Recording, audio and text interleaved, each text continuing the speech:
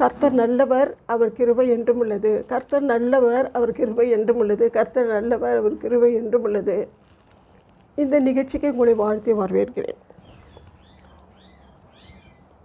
Mark 16வது அதிகாரம் 15வது வசனத்தில், பின்பு இயேசு அவர்களை நோக்கி, நீங்கள் உலகெங்கும் போய் சகல சிருஷ்டிக்கும் சுவிசேஷத்தை பிரசங்கியுங்கள் என்றார். ஆண்டவர் நம்ம என்ன சொல்கிறாரு, எல்லாம் நம்ம ஆண்டவரை அறிந்தவங்க நம்ம என்ன பண்ண சும்மா இருக்கக்கூடாது. ஆண்டவருடைய அன்பை நம்ம வெளிப்படுத்தணும். ஆண்டவர் செய்த நன்மைகளை, அவர் செய்த அற்புதங்களை, அதிசயங்களை எல்லாம் நம்ம பிரஸ்தாபப்படுத்தணும் அப்படின்ட்டு நம்ம ஒவ்வொருத்தருக்கும் அது மேல் விழுந்த கடமையாக இருக்கிறது. எல்லாருக்கும் ஆண்டவரை தெரிந்து கொண்ட அத்தனை பேருக்கும் இது ஆண்டவர் நம்ம மேல் கொடுத்த ஒரு நல்ல ஆண்டவருடைய வார்த்தையாக இருக்கிறது. அதனால் நம்ம ஆண்டவர் நமக்கு ஆண்டவர் கொடுத்த நன்மைகளை, அவர் செய்த அற்புதங்களை எல்லாம் நம்ம பிரசங்கம் பண்ணோம், பிரஸ்தாபப்படுத்தணும். அதான் அப்போது அதே போல் 2 ராஜாக்கள் 5வது அதிகாரம் முதல் வசனத்தில், சீரியா ராஜாவின் படைத்தலைவனாகிய நாகமான் என்பவன் தன் ஆண்டவரிடத்திலே பெரிய மனுஷனும் எண்ணிக்கை உள்ளவனாக இருந்தான். அவனை கொண்டு கர்த்தர் சீரியாவுக்கு ரட்சிப்பை கட்டளையிட்டார். அவன் பராக்கிரமசாலியாக இருந்த அவனோ குஷ்டரோகியாக இருந்தான். அதுவும் சீரியா ராஜா பெரிய படைபலன் மிக்கவர். அவர் அவர்கிட்ட படைத்தலைவனாக ஒரு நாகமான் என்ற ஒரு மனிதன் இருந்தார். அவன் வல்லமை உள்ளவர், பெரிய நல்ல பராக்கிரமசாலி, யுத்த வீரன். அவன் யுத்தத்துக்கு போகும்போது எல்லாத்தையும் வெற்றியோடு திரும்பி வருவான். அப்படிப்பட்ட ஒரு வெற்றி வீரன் அவனும் அந்த ஆண்டவருக்கு அந்த ராஜாவுக்கு நல்ல ஒரு வலது கையை போல அவர் வெற்றியை கொடுக்கக்கூடிய மனிதனாக இருந்தான். ஆனால் அந்த மனிதனும் எப்படி இருந்தார், அந்த மனிதன் குஷ்டரோகியாக இருந்தார். ஒரு மனிதர் குஷ்டரோகியாக இருந்தார். அப்பொழுது அந்த மனிதனுக்கு ரொம்ப மனுஷன் வேதனைப்பட்டிருப்பார் இல்லையா. அப்போ அவர் எல்லாம் அந்த நாட்டில் உள்ள பெரிய பெரிய வைத்தியர்கிட்டலாம் போய், சகல வைத்தியர்கிட்ட போய் அந்த வியாதியை குணமாக்க வேணும் என்று அவர் மிகவும் பிரயாசப்பட்டு ரொம்ப போனார். போகும்போது அப்போது அவரால் அந்த வியாதியை அவர்களால் குணமாக்க முடியவே இல்லை. அதனால் மிகுந்த வேதனையோடு துக்கத்தோடு இருந்தார். ஏன்னா அவர் வல்லமை உள்ளவர், பெரிய யுத்த வீரன், பராக்கிரமசாலி. ஆனாலும் குஷ்டரோகி இருந்து அவருக்கு இருக்கும்போது அவருக்கு மிகுந்த வேதனையை அந்த நோய் கொடுத்து கொண்டிருந்தது. அந்த நேரத்தில் இந்த சீரியா ராஜா சமாரியாவில் போய் முற்றுகை போட்டிருந்தாங்க, நாட்டை முற்றுகை போட்டிருந்தாங்க. ஏன்னா சீரியா ராஜா பல பல பல படைபலை மிக்கவன். அதனால் இவன் அந்த நாட்டை சமாரியா நாட்டை முற்றுகை போட்டிருக்கும்போது அந்த நாட்டில் இருந்தவங்களெல்லாம் சிறைப்பிடித்து அவன் நாட்டுக்கு கொண்டுன்னு போனான்.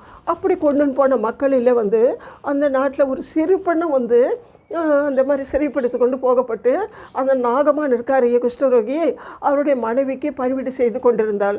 அப்போது இந்த பெண் இவருடைய குஷ்டரோகத்தை கவனித்து மிகுந்த வருத்த இருந்ததை அவள் கண்டு அவளுடைய மனைவிக்கிட்ட சொல்கிற அந்த பெண்ணு, என்னுடைய நாட்டில் இஸ்ரவேல் நாட்டில் ஒரு தீர்க்கதரிசி இருக்கிறாரு. அந்த எலிசா என்ற தீர்க்கதரிசி இருக்கிறாரு. அவர்கிட்ட இவர் போனால் அவர் சுகமாக்கிடுவார், கண்டிப்பாக இவர் சுகமாக்கிடுவார் அவனு சொல்லிட்டு அந்த பெண் அந்த எஜமாட்டிக்கிட்ட இந்த வார்த்தையை சொல்கிறாங்க. சொல்லும்போது அப்போ உடனே அந்த பெண் அந்த தலைவி நாகமான் கிட்ட சொல்கிறாங்க, அவங்க கடவுள்கிட்ட, இந்த மாதிரி நீங்கள் இஸ்ரவேல் நாட்டில் போனீங்கன்னா அங்கே எலியா என்ற தீர்க்கதரிசி இருக்கிறாராம், அவர் உங்கள் குஷ்டரோகத்தை நீக்கிடுவாருன்னு இந்த பெண் சொல்கிறாங்கட்டு. உடனடியாக அவர் சரி இதையும் நம்ம பார்க்கலான்னு ராஜா கிட்ட போய் ராஜாவே நான் போய் அந்த நாட்டில் போய் சமாரியா நாட்டில் போய் அந்த அவர்கிட்ட போய் தீர்க்கதரிசிக்கிட்ட போய் நான் போய் பார்த்துன்னு வர போகிறேன் அவர் சொல்லும்போது, ராஜா நீங்கள் போங்க, போய் நான் நிருபம் கொடுத்து அனுப்புகிறேன்ட்டு அவர் நிருபத்தை கொடுத்து அனுப்புகிறாரு. ஏன்னா இவன் அவருக்கு ரொம்ப முக்கியமானவன். அவன் நல்லாயிட்டா அவருக்கு நாடே வெற்றி அடைஞ்ச மாதிரி அந்த ராஜாவுக்கு ஒரு நிம்மதி. அதனால் நீ கொடுத்து அனுப்புகிறேன். எப்படின்னா ராஜாவே சீரியா அந்த சமாரியா நாட்டுக்கு அவர் கொடுத்து அனுப்புகிறார். இந்த மாதிரி என்னுடைய ஊழியக்காரனாக இவன் குஷ்டரோகியாக இருக்கிறான், நீங்கள் அவனை குணமாக்கணுன்ட்டு அந்த நிருபத்தில் எழுதி கொடுத்து அனுப்புகிறான். இவர் வந்து கொடுத்தபோது அந்த ராஜா வந்து அந்த சமாரியா ராஜா அதுக்கு பார்க்குறாரு. பார்த்தோடனே உடனே அப்படியே ராஜ வஸ்திரத்தை கிழிச்சிடுறாரு. கிழிச்சு போட்டினோடனே அவர் சொல்கிறார், பித்தியாங்க அவங்க வந்து நான் வந்து ஒரு மனுஷனை கொல்லவும் உயிர்ப்பிக்கவும் நான் தேவனா? நான் சாதாரண மனிதன், நான் எப்படி குணமாக்க முடியும் அப்படின்ட்டு ரொம்ப வருத்தப்பட்டு இவர் வந்து அவருடைய பக்கத்தில் அவர் கூட இருக்கவங்ககிட்ட சொல்கிறாரு. சொல்லும்போது இந்த விஷயத்தை வந்து எலிசா தீர்க்கதரிசி கேள்விப்படுறாரு. கேள்விப்பட்டவுடனே அவர் சொல்கிறாரு, நீங்கள் ஏன் வஸ்திரத்தை கிழிச்சிக்கிறீங்க? நீங்கள் இஸ்ரவேல் நாட்டில் ஒரு தீர்க்கதரிசி இருக்கிறார் என்று சொல்லி அந்த நாகமான் அறிஞ்சுக்கிட்டோம், என்கிட்ட அனுப்பி வைங்கன்ட்டு அவர் சொல்கிறார். சொன்ன உடனே அதே போல் வந்து அவரை வந்து அந்த நாகமான் வந்து அனுப்பி வச்சோடனே ஒரு பெரிய வந்து யுத்த வீரன், பெரிய வந்து ராஜாவுக்கு ராஜாவினுடைய வலது கை போன்றவன் இருக்கிறான் இல்லையா, அதனால் வந்து பெரிய பலத்த பெரிய ரதங்களோடும் குதிரை வீரரோடும் அவன் வந்து அந்த தீர்க்கதரிசி பார்க்குறது போகிறான். ஆனால் தீர்க்கதரிசி எப்படி இருப்பார்? ஒரு எளிமையான வீட்டில் தான் இருப்பார். அவங்களுக்கு ஆடம்பரம்லாம் தேவை கிடையாது. அதனால் வந்து இருக்கும்போது அவன் வந்து அந்த வீட்டு வாசல் நிற்கிறான். நின்ன உடனே அந்த நாகமான் நிற்கிறான். அந்த எலிசா தீர்க்கதரிசி வீட்டு வாசல் நிற்கிறான். நிற்கும்போது அந்த நேரத்தில் வந்து அவர் வந்து இது கேள்விப்பட்டு எலிசா தீர்க்கதரிசி வந்து அவனுடைய ஊழியக்காரர்கிட்ட சொல்லி அனுப்புகிறாரு, நம்ம நாட்டில் இருக்கிற யோர்தான் நதியில் அவர் 7 தடவை போய் முழுகி எழுந்திருக்க சொல்லு, அப்போது வந்து அவர் குணமாவார்ன்ட்டு சொல்லி அனுப்புகிறான். இதை கேள்வி சொன்ன உடனே இவனுக்கு நாகமானுக்கு மிகுந்த கோபம் வந்துடுது.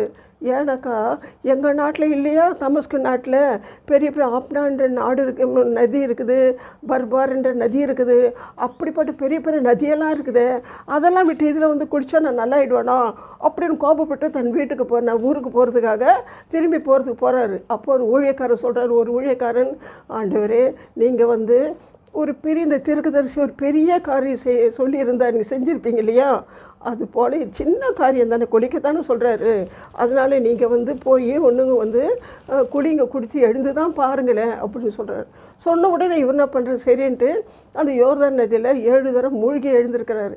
மூழ்கி எழுந்த உடனே அவருடைய உடம்பெல்லாம் வந்து ஒரு சின்ன குழந்தை உடம்பு போல் அழகாக பளபளன்னு ரொம்ப அருமையாக ரொம்ப வந்து நேர்த்தியாக ஆகிடுது. அந்த நோயே இல்லாத போயிடுது. அப்போது போயிட்ட உடனே இவன் வந்து ரொம்ப சந்தோஷப்படுறான்.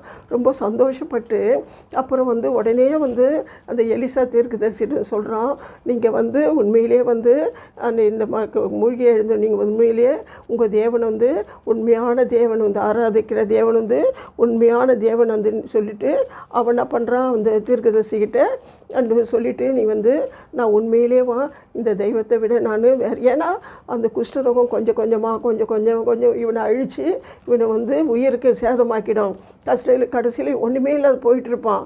ஆனால் வந்து ஒரே மூழ்கி எழுந்தவன் யோர்தான் நதியில் மூழ்கி எழுந்த உடனே அவனுடைய நோயெல்லாம் போய் பரிபூர்ண சுகம் அடைஞ்சிட்டான். அதனால் வந்து அவருக்கு வந்து ரொம்ப சந்தோஷமாயிடுது.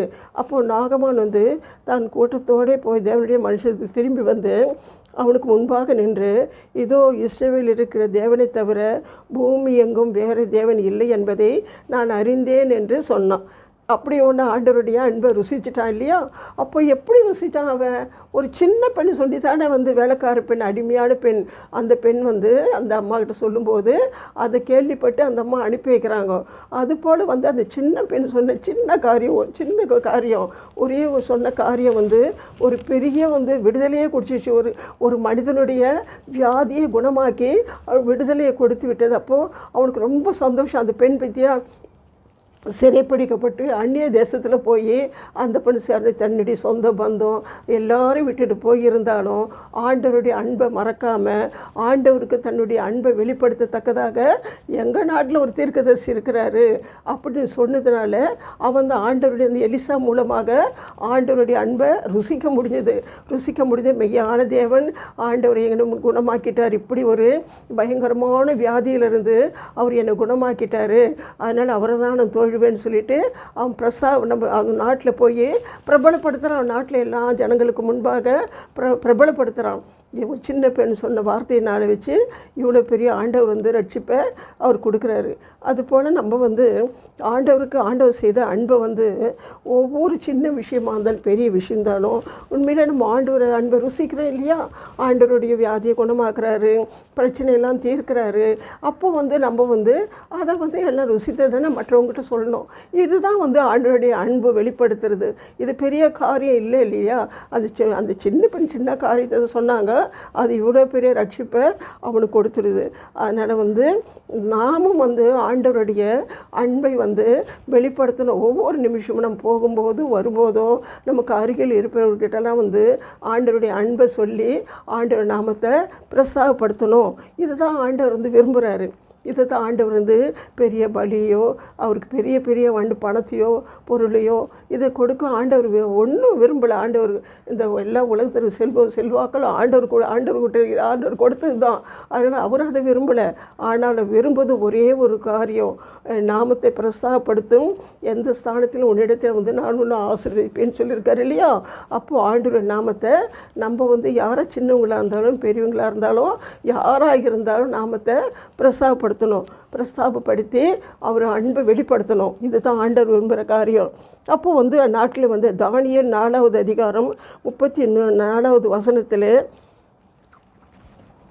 அப்போ வந்து இவன் வந்து இந்த நெபுகாத் நேச்சர் என்ற ராஜா வந்து அப்போ வந்து இந்த யூதா நாட்டில் வந்து யோயாக்கீம்ன்ற ஒரு ராஜா வந்து அரசாண்டு வந்திருக்காரு. அரசாண்டு வரும்போது அவருடைய ஆட்சி செய்கிற காலத்தில் வந்து இந்த நெபுகாத் நேச்சரை வந்து அந்த நாட்டை வந்து முற்றுகை போட்டுட்டான். முற்றுகை போட்ட உடனே அப்போ என்னாச்சுனாக்கா நாட்டில் வந்து ரொம்ப வந்து ஏன்னாக்கா நெபுகாத் நேச்சர் பெரிய வந்து வல்லமையுள்ள ராஜா, பெரிய யுத்த வீரன். அவர்கிட்ட நிறைய படை பலனெல்லாம் இருக்குது. குதிரை வீரன்லாம் இருக்காங்க, பெரிய பெரிய பெரிய போர் வீரர்லாம் இருக்காங்க. அப்படி இருக்கும் அவர் ஜெயிக்க யாராலும் முடியாது. அப்படி ஒரு பராக்கிரமசாலியான ராஜா. அப்போ நாட்டை வந்து அந்த யூத நாட்டை வந்து முற்றுகை போடும்போது அந்த நாட்டில் வந்து அப்போது வந்து அந்த சேனாதிபதியை முற்றுகை போட்டு அவங்க அந்த அடைச்சி வச்சுருக்கான்.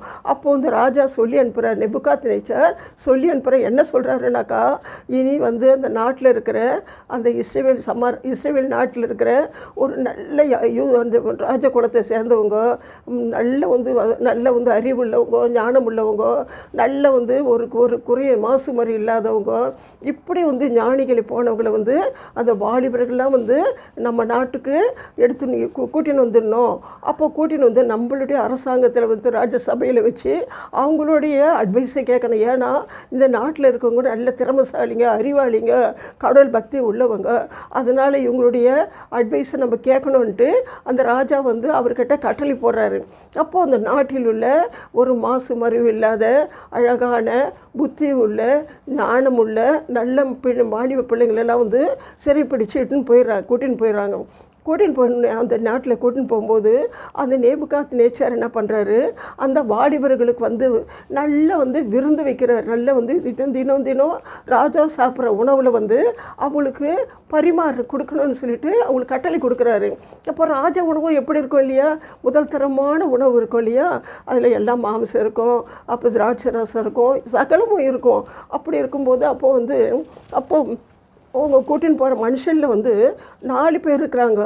4 பேர் வந்து இந்த நாட்டில் இருந்து போனவங்க 4 பேர். எப்படி பேர்னா தானியேல், மிஷாவேல், அசரியா, இப்படியும் சொல்லிட்டு 4 பேர், அசரியா, மிஷாவேல், அனனியா போன்ற 4 பேரை வந்து ராஜா அந்த சேனாதிபதி கூட்டின்னு போகிறார். கூட்டின்னு போனோடனே அவங்கள வச்சு இந்த மாம்சம், திராட்சை ரசம் எல்லாம் வந்து உணவெல்லாம் வந்து இவங்களுக்கு விருந்து போகுது. இவங்களை ராஜா சொல்கிறாரு, 3 வருஷம் வரலாம் இவங்களை வந்து இந்த பிரத்யோக உணவால் நல்லா போஷிக்கணும்.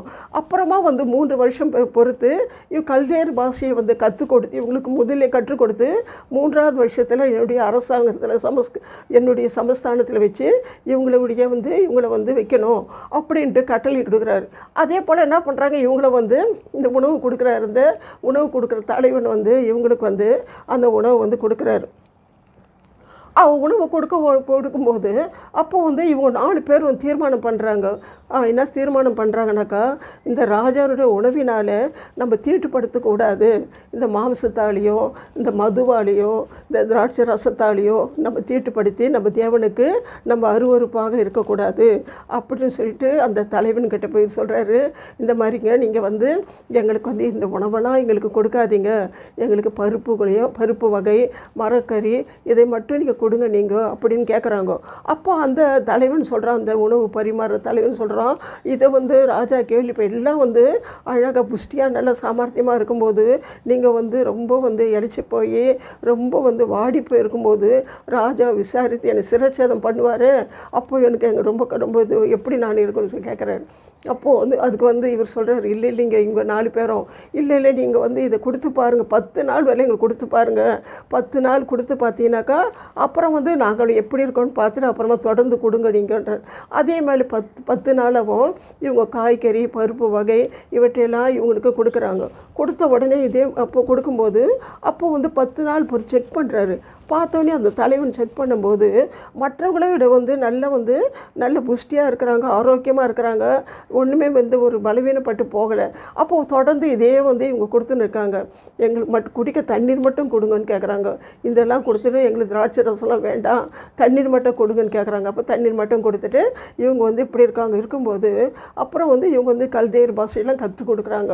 கற்றுக் கொடுத்துட்டு 3 வருஷம் இவங்களுக்கு காலம் நிறைவேறிட்ட உடனே ராஜா வந்து அரசாங்கத்தில் கூப்பிட்டு இவங்கள கூட்டின்னு போன இளைஞர்களெல்லாம் வாலிபரெல்லாம் கூப்பிட்டு எல்லாருக்கும் கொஸ்டின் கேட்குறாரு, எல்லோரையும் வந்து விசாரிக்கிறாரு. அப்போது மற்றவங்களை விட வந்து இந்த 4 பேர் வந்து நல்ல சாமர்த்தியமாக இருக்காங்க, நல்ல அறிவாளியாக இருக்காங்க, ஞானமுள்ளவளாக இருக்காங்க. அப்போது ராஜா ஆச்சரியப்பட்டு இவங்களை பிரத்யேகமாக கவனிக்கிறாரு.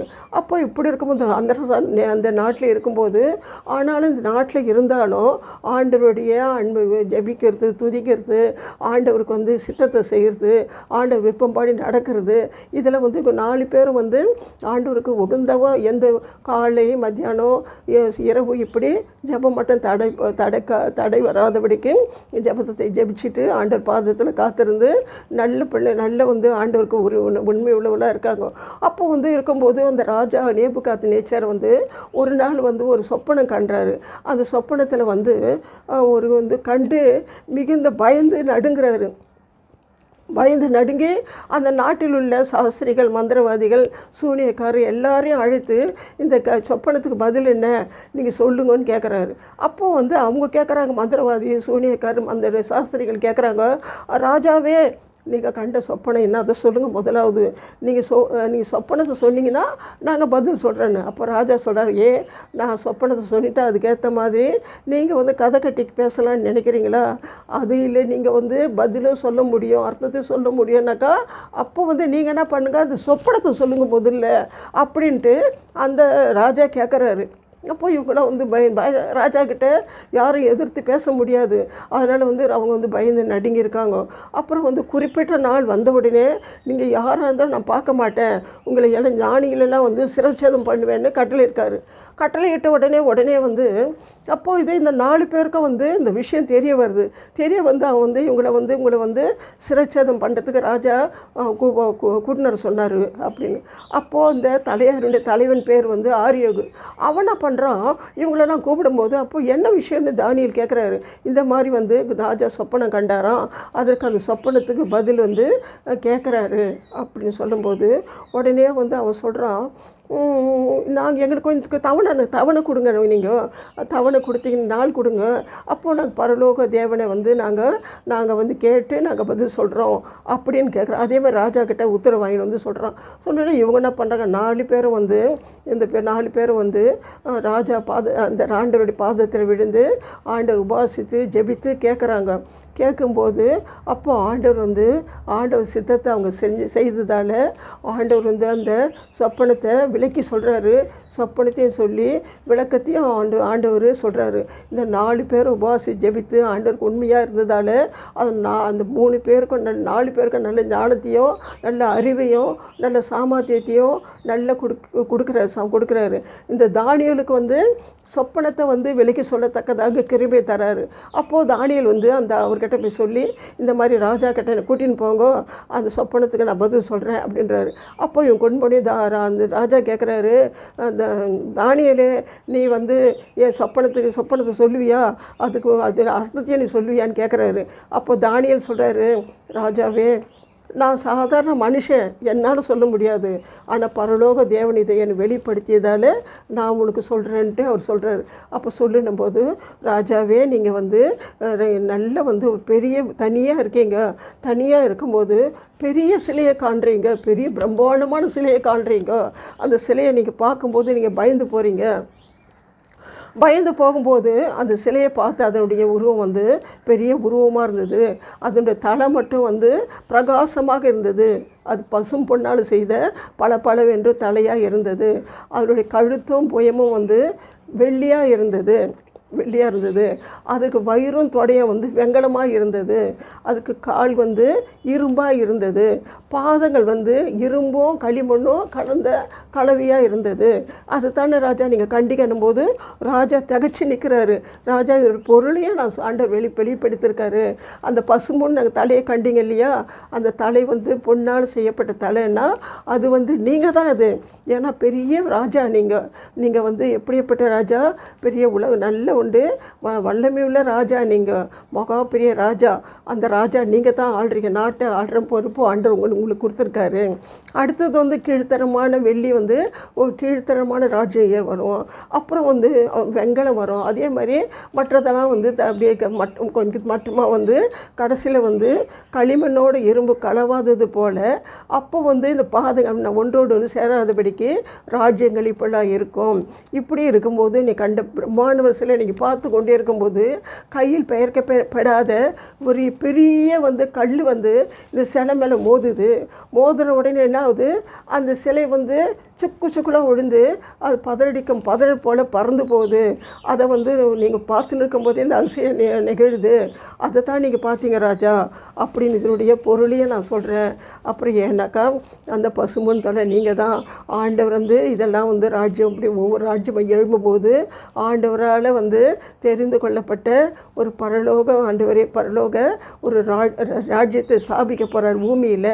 அப்போ அதை நீங்கள் பார்ப்பீங்க. நீங்கள் இந்த மாதிரி உணர்ந்து கொள்ள வேண்டும் என்பதற்காக ஆண்டவர் இதை வந்து உங்களுக்கு வெளிப்படுத்தியிருக்காரு. அதை இந்த ராஜ்யத்தை யாராலும் ஒன்றும் செய்ய முடியாது, யாரும் வந்து ஆட்சி செய்ய முடியாது, யாரும் வந்து அதுக்கு ஒன்றும் நாசப்படுத்த முடியாது. அது பரலோக தேவனை ஸ்தாபித்த அந்த ராஜ்யம் அப்படின்றாரு. சொன்ன உடனே ராஜாவுக்கு பிரம்மாண்டமாகிடுச்சு. உடனே வந்து ராஜா வந்து சொல்கிறாரு, ஐயோ, அவர் தானியேல் காலில் விழுந்துட்டு அவர் சொல்கிறாரு, அந்த வேலைக்காரங்களை சேவகரை கூப்பிட்டு அவருக்கு தூபம் காட்டுங்க, அவருக்கு பொன்னால் ஆபரத்தை கொண்டு ஆடையெல்லாம் கொண்டு போத்துங்க நீங்கள்.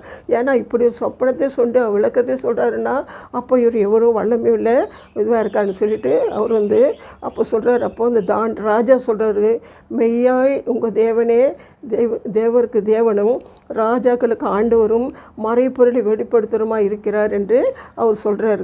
ஏன்னா இந்த தானியேல் வந்து இவர் வெளிப்படுத்தினால, அதாவது சிறைப்பட்டு போனாலும் அந்த நாட்டில் வந்து அவங்க வந்து ஒரு சொந்த நாட்டை விட்டு போனாலும் அந்த நாட்டில் போனால் கூட தன்னுடைய தெய்வத்தை உண்மையாக வணங்கி அவங்க வந்து அந்த உணவால் தீட்டுப்படுத்தாதபடிக்கு தன்னை காத்து தன்னை வந்து உபாசித்து ஜெபித்து அந்த எப்பொழுதும் வந்து தனியே ஜெபிக்கிறோம்னா நம்ம தனி ஜெபம் நல்லது தான், ஆனாலும் கூட்டு ஜெபம் நம்முடைய கருத்து அந்த தன் கருத்தை உணர்ந்து ஒருமனப்பட்டு நம்ம ஃப்ரெண்டுங்களோடு நம்ம ஜெபிக்கும்போது அந்த ஜெபத்துக்கு வல்லமை அதிகம். அப்போ அந்த மாதிரி வந்து அந்த கூட்டம் அந்த 4 பேரும் வந்து பிரியாதபடிக்கு கூட்டு சேர்ந்து ஆண்டவர் ஒருமனப்பட்டு ஆண்டவர் நோக்கி ஜெபித்த போது ஆண்டவர் அந்த சித்தத்தை வெளிப்படுத்தினார், மறைப்பொருளை வெளிப்படுத்தினார்.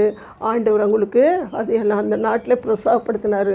அந்த தானியேல் அந்த ராஜாவது நேச்சரே வந்து ஆண்டவர் வந்து இந்த தெய்வம் மெய்யான தேவன், இவர் வந்து மறைப்பொருளை வெளிப்படுத்தினார். இந்த நாட்டில் எல்லாருக்கும் தெரியல, ஞானிகளுக்கு தெரியல, யாருக்கு சூனியக்காருக்கு மந்திரவாதி யாருமே தெரியல. ஆனால் இந்த தெய்வன் சொன்னதால் இவர் வந்து மறைப்பொருளை வெளிப்படுத்துகிற தேவனமாக இருக்கிறாருன்னு சொல்லிட்டு உங்கள் தேவனே தேவர்களுக்கு தேவனும் ராஜாக்களுக்கு ஆண்டவருமாக இருக்கிறார் என்று சொல்லி பிரசாப்படுத்துகிற அந்த நாட்டில். ஏன் அந்த நாட்டில் வந்து இவர் வந்து உண்மையாக உத்தமமாக இந்த 4 பேர் இருந்ததால் அவர் வந்து இந்த சொப்பனத்தை வெளிப்படுத்தி ராஜா காரியத்தை வந்து அந்த காரியங்களெல்லாம் வந்து வெளிப்படுத்தி நாமத்தை பிரஸ்தாபப்படுத்துகிறாரு. அந்த நாட்டில் போனோன்னு அடிமையாக நம்ம வந்துட்டோம், நம்ம சோர்ந்து போகலை, அவங்க கொஞ்சம் வருத்தப்படலை. அவங்க கண்டதை சாப்பிட்டீங்க, நாட்டில் விட்டு வந்துட்டோமே, நம்ம எது சாப்பிட்டா என்ன, நான் ஆண்டவர் பார்த்துனா இருக்கார் அப்படின்னு கேட்கல. ஆண்டவருக்கு உண்மையாக உத்தமமாக வாழ்ந்து ஆண்டவருக்குன்னு வந்து தனியாக அவங்க வந்து இடைவிடாமல் ஜெபிக்கிறாங்க. 3 வேளை ஜெபிக்கிறாங்க. காலையில் ஜெபிக்கிறாங்க, மத்தியானம் ஜெபிக்கிறாங்க, மாலையில் ஜெபிக்கிறாங்க. இப்படி ஜெபிச்சு ஆண்டவர் கிருபையை பெற்றுக்கொள்கிறாங்க. அப்போது ஆண்டவருக்கு பிரியமாக இருக்குது இல்லையா, ஆண்டவரை நோக்கி அவங்க வந்து சார்ந்து கொண்ட போது ஆண்டவர் வந்து வெளிப்படுத்தி அந்த நாட்டில் வந்து பாபிலோன் நாட்டிலேயே வந்து ஆண்டவர் நாம மகிமைப்படும்படியாக இந்த தானியேல் வந்து தன்னுடைய ஆண்டவருடைய அன்பை வெளிப்படுத்துகிறாரு. அதுபோல் வந்து நாமும் வந்து ஆண்டவருடைய வார்த்தையை, ஆண்டவருடைய சித்தத்தை, ஆண்டவருடைய நோக்கத்தை ஆண்டவர் வெளிப்படுத்தணும். நமக்கு எவ்வளோ நன்மை செய்திருக்கிறார் இல்லையா, எத்தனையோ வியாதியை குணமாக்குறாரு இல்லையா, எத்தனையோ பிரச்சனை நீக்கிறார் இல்லையா, எத்தனையோ தீங்குகளை நம்ம விலைக்கு பாதுகாக்கிறார். நமக்கு தெரியாது, பல தீங்குக்கு நம்ம வாழ்க்கையில் சூழ்ந்து வரோம். ஆனால் அந்த தீமையெல்லாம் கூட ஆண்டவர் நன்மையாக மாற்றி கொடுக்குறார். ஒவ்வொரு நாளும் நமக்கு நன்மையை தான் செய்கிறார் ஆண்டவர். அவரை நம்ம உண்மையாக நம்ம பற்றி கொள்ளும்போது, உண்மையாக அவரை நோக்கி நம்ம கதறும்போது, நம்ம பிரச்சனைலாம் ஒரு பாதத்தில் வைக்கும்போது, அவரை நோக்கி நான் உண்மையாக நம்ம இருக்கும்போது ஆண்டவர் வந்து நம்மளை ஒரு நாள் கைவிட மாட்டார். நம்ம எந்த நாட்டில் போனாலும், எந்த இடத்துல போனாலும் அந்த இடத்துல ஆண்டவர் அவருடைய பிரசன்னம் நம்ம கூட இருந்தால் அவர் வந்து நம்ம மூடி மறைத்து பாதுகாப்பார். எல்லா தீங்குக்கு விலைக்கு பாதுகாப்பார். அவர் கண்மணி போல நம்மை பாதுகாப்பார். ஆண்டவர் வந்து இயேசு அருமையான தெய்வம். ஏன்னா நமக்காக ரத்தம் சிந்திருக்கிறார் இல்லையா, நமக்காக தன் ஜீவனையே கொடுத்தார் இல்லையா.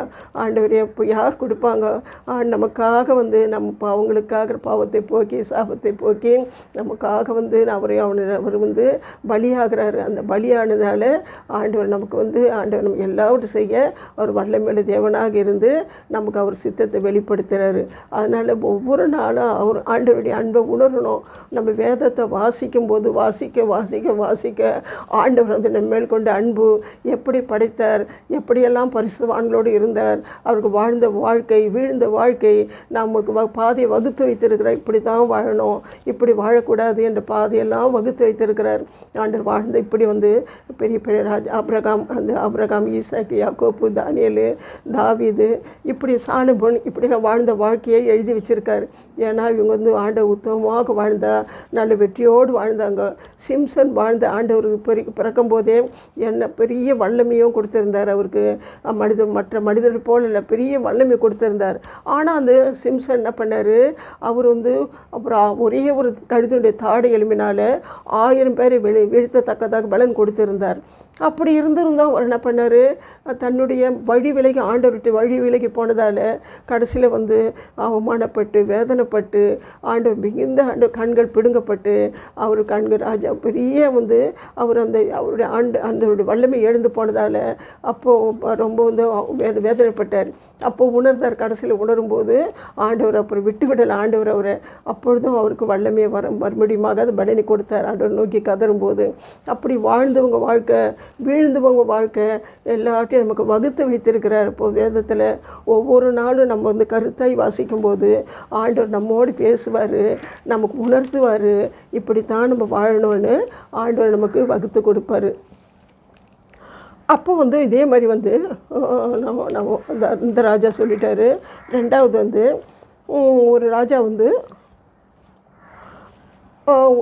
ஒரு நாள் நேபுகாத்நேச்சர் என்ன பண்ணுறாரு, படுத்துன்னு மத்தியானம் ஆண்டவர் வந்து இவர் நேசிக்கிறதுனால இவருக்கு வந்து ஆண்டவர் பல காரியங்களை வந்து வெளிப்படுத்தினார். அவருக்கு ஆண்டவருடைய காரியங்களை வெளிப்படுத்துகிறாரு. வெளிப்படுத்தி ஆண்டவர் சித்தத்தை வெளிப்படுத்தினதால அப்போது இவர் வந்து ஒரு நேபுகாத்நேச்சர் வந்து ஒரு கனவு காண்றார். எப்படி காண்றாருனாக்கா, அவர் வந்து அவர் வந்து படுக்கையில் இருக்கும்போது பெரிய மரத்தை காண்றாரு. வானத்துக்கும் பூமிக்கும் ஒரு பெரிய மரம் காண்றாரு. அந்த மரத்தை காணும்போது பெரிய மலை, அதில் வந்து அந்த மரத்தில் வந்து கிளைங்களும் கனிகளும் பழங்களும் நிறைய வந்து பசுமையாக இருக்குது. பூமியெங்கும் பரம்பி இருக்குது. அவ்வளோ ஒரு பசுமையான மரம், பெரிய மரம். அந்த மரத்தினுடைய அந்த மரத்தினுடைய கனிகளும் இலைகளும் பழங்களும் பூக்களும் இப்படி பசுமையாக நல்லா படர்ந்து பூமி எங்கே படர்ந்துருக்குது. படர்ந்து இருக்கும்போது அந்த நேரத்தில் வந்து அந்த மரத்தினுடைய மேலே வந்து கனிகளையும் பழங்களை ஒரு இலைங்களை வந்து அந்த இலையெல்லாம் வந்து மருதாகுது. கனிகள்லாம் வந்து பறவை பட்சிகளுக்கு உணவாகுது. அவ கூடு கட்டி அழகாக அங்கே வாழ்ந்துன்னு வருது. அப்போ கீழே வந்து மரத்து நிழலில் வந்து மிருகங்கள்லாம் வந்து இலைப்பாருது, படுத்துன்னு இருக்குது. இப்படியெல்லாம் இருக்கும்போது ஒரு நாள் பெரிய வந்து வானதூதர் வந்து இறங்கி வராரு.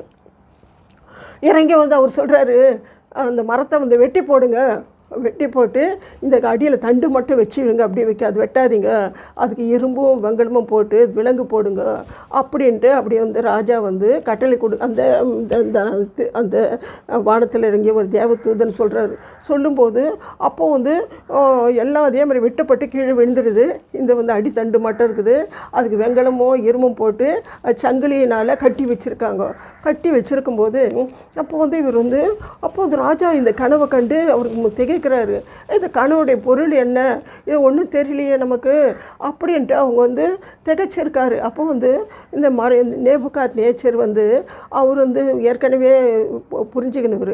அதனால் தானியலை பற்றி அப்போது தானியல் மறைப்பொருளை வெளிப்படுத்துவார் என்று ஒரு அழைத்தவர் சொல்லி அவர்கிட்ட வந்து இந்த சொப்பனத்தை சொல்லி இந்த மாதிரி நான் மரம் கண்டேன், இந்த மாதிரி மரம் வெட்டப்பட்டுருச்சு, ஒரு தேவ தூதர் வந்து அதுக்கு விலங்கு போட்டிருக்காரு, இந்த பொருள் எனக்கு என்னன்னு தெரியல, நீங்கள் வந்து ஆண்டவர் உங்கள் கூட இருக்கிறதுனால இது வெளிப்படுத்துவார் இல்லையா, அதனால் வெளிப்படுத்தி சொல்லுங்கன்னும் போது அப்போது வந்து தானியல் வந்து இதை வந்து பார்க்குறாரு.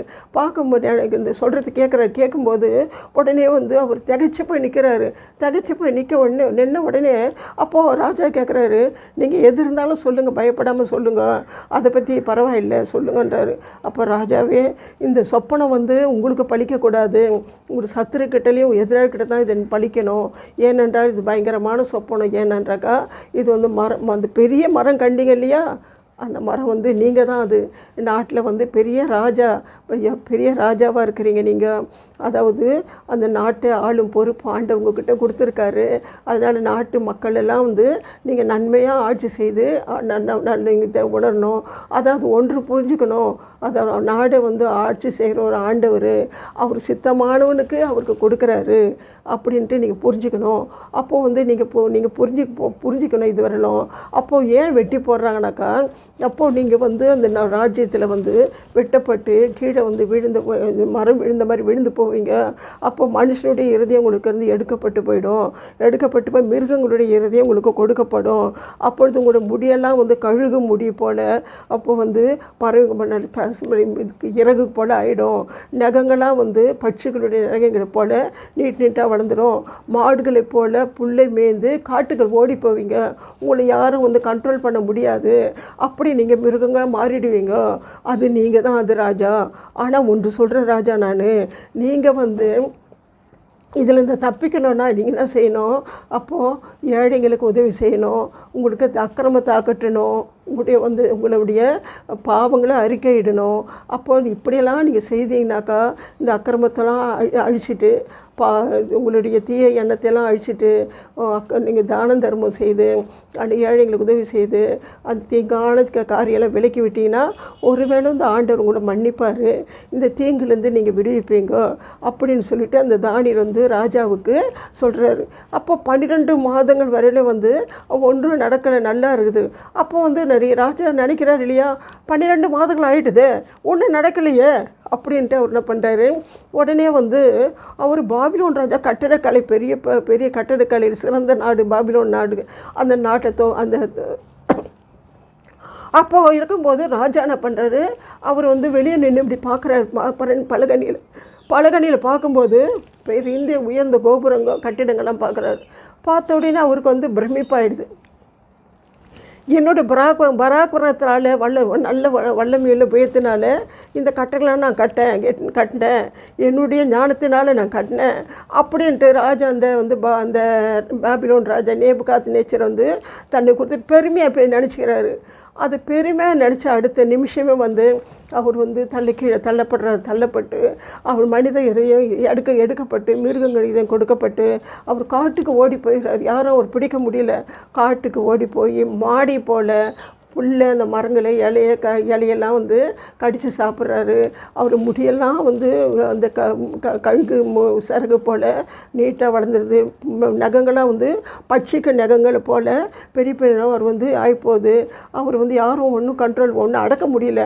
அப்படி இப்போ இருக்கார். அப்புறம் அதாவது காலங்கள் கடந்து அந்த காலத்தை சொல்கிற 7 காலங்கள் கடந்து போனோம். அந்த 7 காலங்கள் கடந்து போன உடனே அப்போ ராஜா வானத்தை நோக்கி அண்ணாந்து பார்க்குறாரு. பார்த்துட்ட உடனே அப்போ தான் சொல்கிறாரு, அப்போ அவர் சொல்கிறாரு, உன்னதமானவர் தான் ராஜ்யத்தை நாட்டை ஆள்றாரு, உலகத்தை ஆள்றாரு. அவருக்கு அவர் சித்தமானவனுக்கு அதை கொடுக்குறாரு, அப்போ தாழ்மையுள்ளவனுக்கு அதை கொடுக்குறாரு அப்படின்ட்டு இது சொல்லிவிட்டு ராஜா உடனே ராஜா இந்த மாதிரி நினச்சி ஆண்டவரை நினைக்கும்போது அவருடைய அதே போல் மனித இதயம் மனிதன் கொடுக்கப்பட்ட உடனே அவர் உணர்ந்துடுறாரு. அப்போ உணர்ந்துட்டு மனிதனாக மாறின உடனே அவர் பிரபுக்களும் மந்திரிமார்கள் எல்லாம் அவரை வரவேற்க அவர் வராங்க. வந்தோடனே இவர் ராஜா முகக்கலை திரும்பி ராஜாவுடைய முகக்கலை திரும்பி வந்துடுது. அப்போ வந்த உடனே ராஜா சொல்கிறாரு, நான் பரலோகத்தின் ராஜாவை புகழ்ந்து உயர்த்தி மகிமைப்படுத்துகிறேன். அவருடைய கிரியையெல்லாம் சத்தியமும் அவருடைய வழிகள் நியாயமானவைகள்.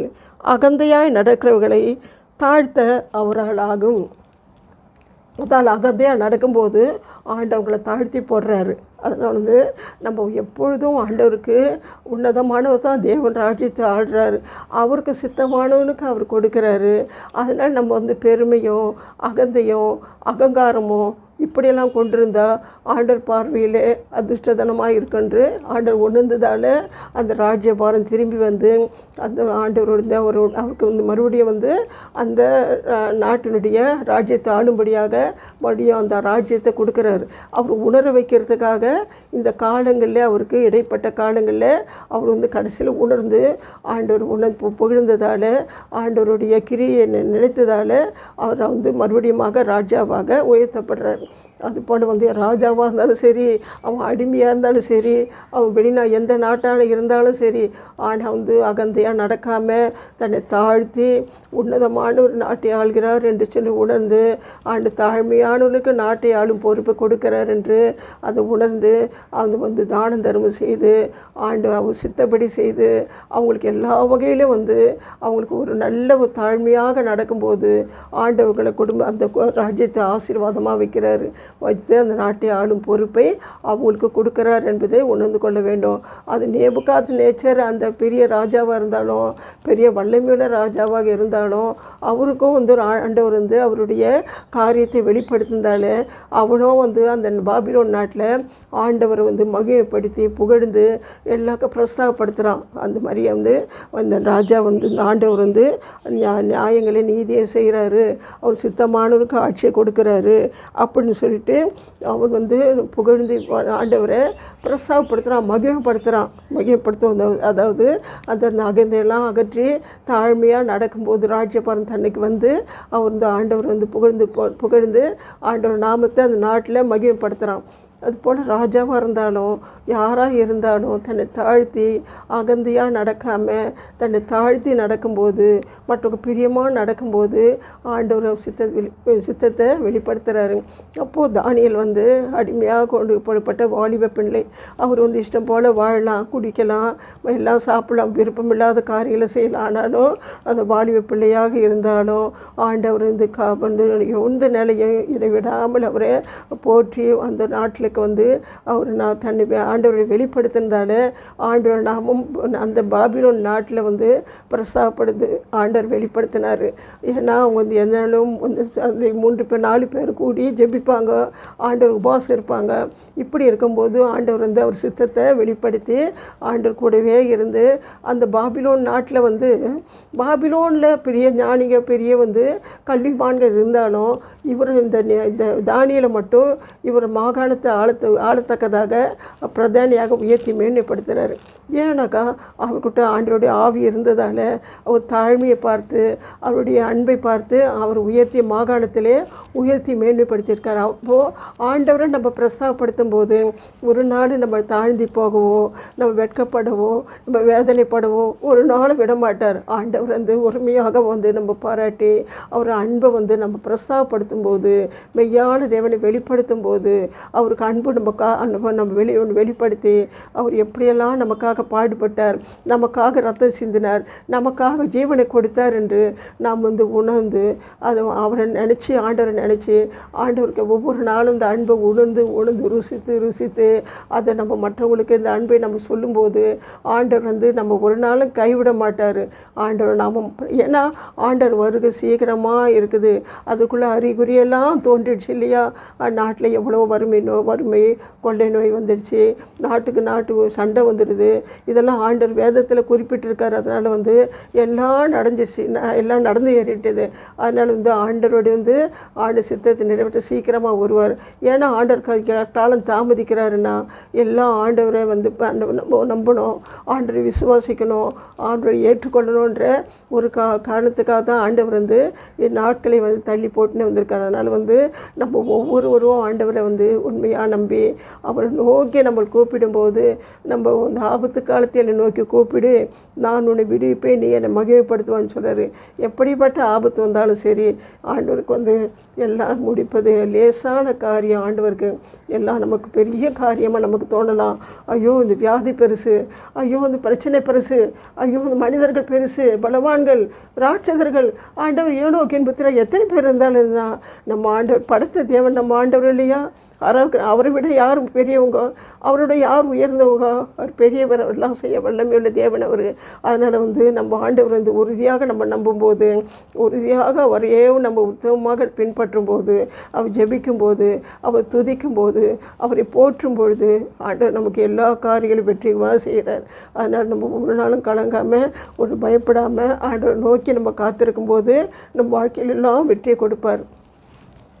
நம்ம ஜெபிக்கலாமா?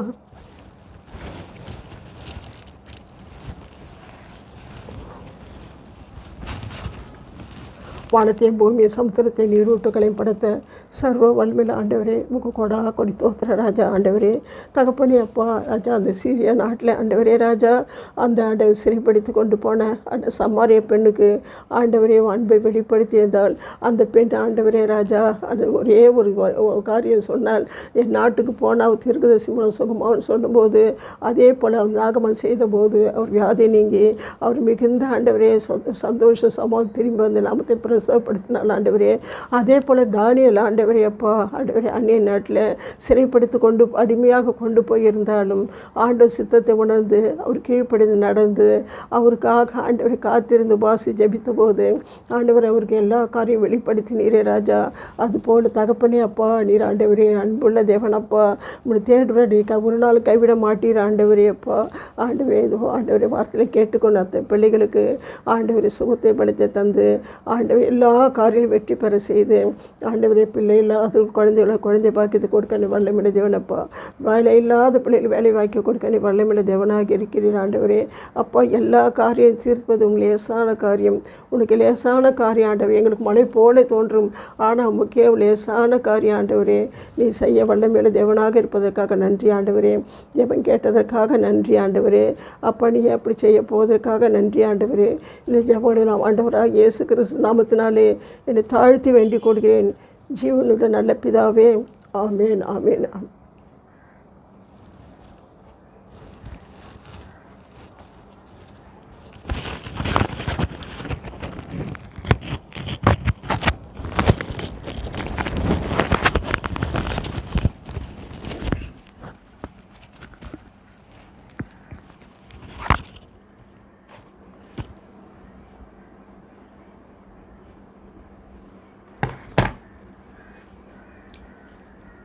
வீட்டில் தண்ணீரே கொடாக்குழந்தை ஆண்டவரே கொடாக்குழந்தை ஆண்டவரே உங்கள் குற்றம் கொலை எல்லாமே தெரியும் ஆண்டவரே அப்பன் தகப்பனே ஆண்டவரே கேட்போம் ஆண்டவரே நீங்கள் அழைத்தவரை வளர்த்து நாமத்தை மகிழ்படுத்த வேண்டும் ஆண்டவரே கேட்கும் ஆண்டவரே அவங்க சுகத்தைப்படுத்த தந்து ஆண்டவரே அவங்க அற்புதமான ஆசீர்வாதம் ஆண்டவரே அப்பா ஆண்டவரே நான் அழைக்கப்பட்டு போகாதன்னைக்கு ஆண்டவரே அப்பா தோற்ற ஆசீர்வாதம் ஆண்டவரே அப்பா நான் ஆசீர்வாதம் ஆண்டவரே ஆண்டவர் வாக்கு தெளிவாக இருக்கிறது ஆண்டவரே அப்பா உங்கள் கருத்தை மட்டும் சுற்றி கண்கள் தெளிக்கிற ஆசிரியர் ஏசி நமக்கு ஆவே